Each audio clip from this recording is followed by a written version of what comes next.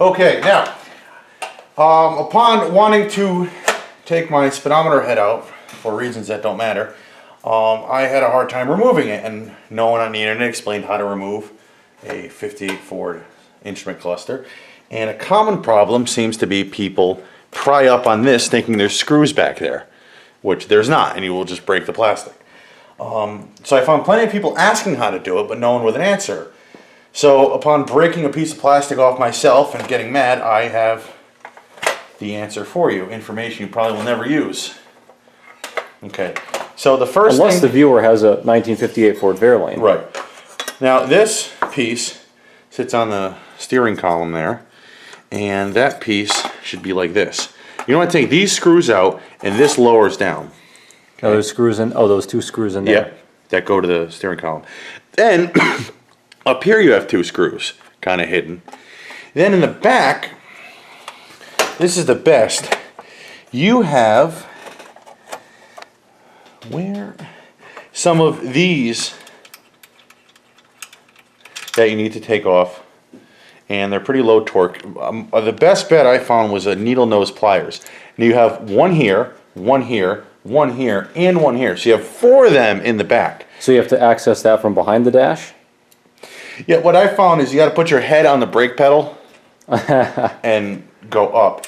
And that's how you take those off. But there's all wires under there, so when you reach up there with the needle nose, make sure it's kind of without the wire cutters in there. It's very easy to snag a wire and cut it like I did. Now, to disassemble it, you take the screws off the back. That'll pull out. And now you have this. And then there should be 2 screws here, but I did all the legwork already. And you take these 2 out. And what will happen is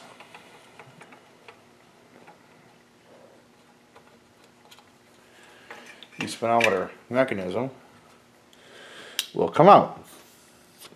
Now I was having a problem where when I hooked it up to the car, when you got above 35 or so, it would start making noise and it would chatter and go all haywire. But then when I took it out and tried to bench test it, it wouldn't do it.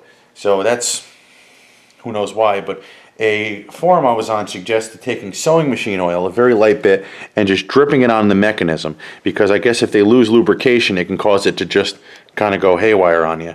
So that's what I'm going to do with this, and then I'll put it back together and hopefully it'll work. You don't really have to mark where the bulbs go because it's pretty self-explanatory, because they only go in one way, so they'll pretty much all just plug in there. The bulbs all push into those holes. They have little clips on them. So that's pretty much that. So fairly simple when you're... But nobody online had the answer.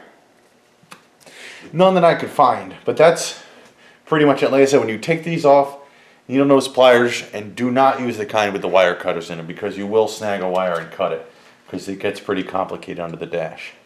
So that's a little short clip, but that's pretty much it. Okay, well, thanks for educating the Fairlane community. My pleasure. Okay, thanks for watching, and as always, come back for more. Make sure to hit the thumbs up button, all that stuff. You guys know the drill. See you next time.